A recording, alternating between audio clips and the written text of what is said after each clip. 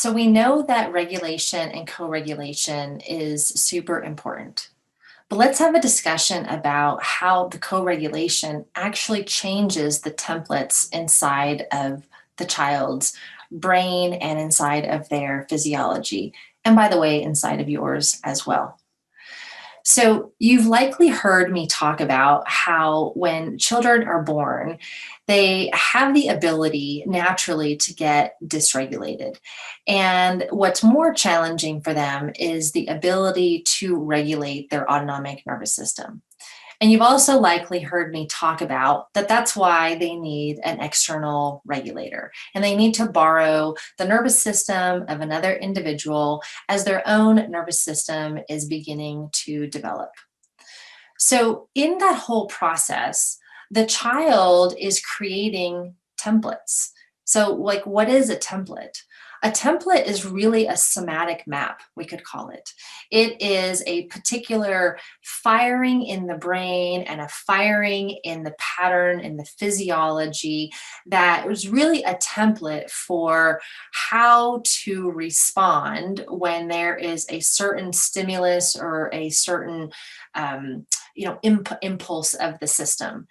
And so, what happens as we grow up is that as we move through the world, we are engaging with the world and then we are responding to the world. And the more that we respond, we start to create these somatic maps, these templates on how we respond in these situations. Now, depending on whether or not we had an external regulator, the quality of the external regulation really is a huge factor in helping us understand how the templates were shaped or not shaped, or how the templates maybe were even mitigated as they were coming into a more sort of behaviored pattern, if you will. And so when we talk about co-regulation in the play therapy world, we're really talking about repatterning the templates because the child comes in with whatever template they have for, let's say, managing their anxiety, or when they feel controlled, or when they start to feel overwhelmed, or when they experience sadness, or whatever it may be. But they're coming in with this somatic map, with this template, if you will, and they're coming into the playroom, and in a sense, they're saying, here's my template. I don't know what to do with it. And part of what we're doing as SPT therapists is as we get a felt sense of their template in our inner world via the setup and via the offering, as we begin to offer them our own nervous system and they are able to borrow a deeper sense of regulation from within our own nervous system, it starts to actually change their template. And it does it in a couple different ways. One is through the simple act of observing.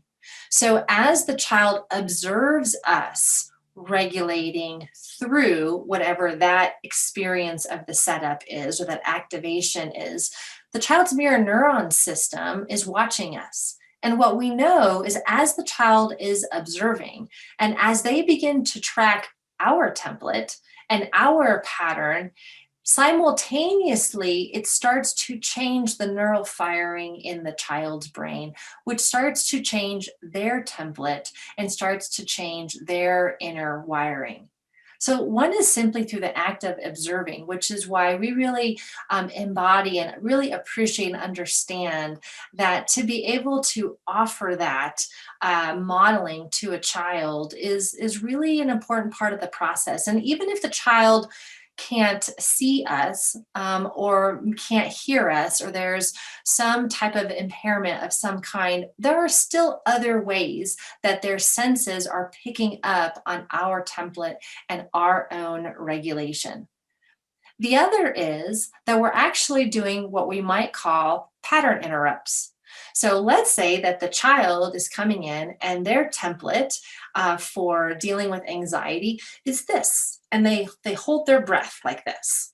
And this is their somatic map. This is their template. When they feel anxious, they go into this kind of a breathing, this kind of a response. Well, as we co regulate with the child, as we move, as we take that elongated breath in those moments, the child naturally starts to follow suit. Because as they borrow our nervous system, they are experiencing, let's talk about it as being held. So, as they're activated, the borrowing of our nervous system allows them to be held in such a safe way that their amygdala actually goes,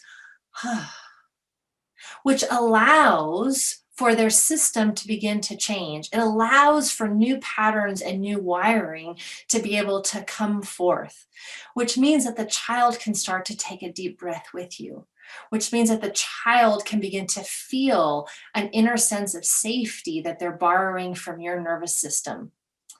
So I said at the beginning of this video that it's not just the child's template that is changing, it's yours too, which is such the profound journey of becoming an SPT therapist.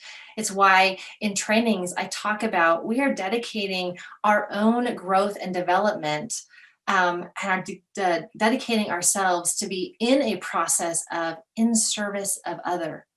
Because the more that we change our templates, the more we learn how to regulate through our dysregulation, the more we learn how to be with and change our own somatic maps, our own neural firing, our own templates, we now have a larger range of templates to offer our clients. Because again, that's what they're coming in for. They're coming in and they're looking for a new way of going about it, a new way of showing up with that felt sense, with that feeling, with that thought.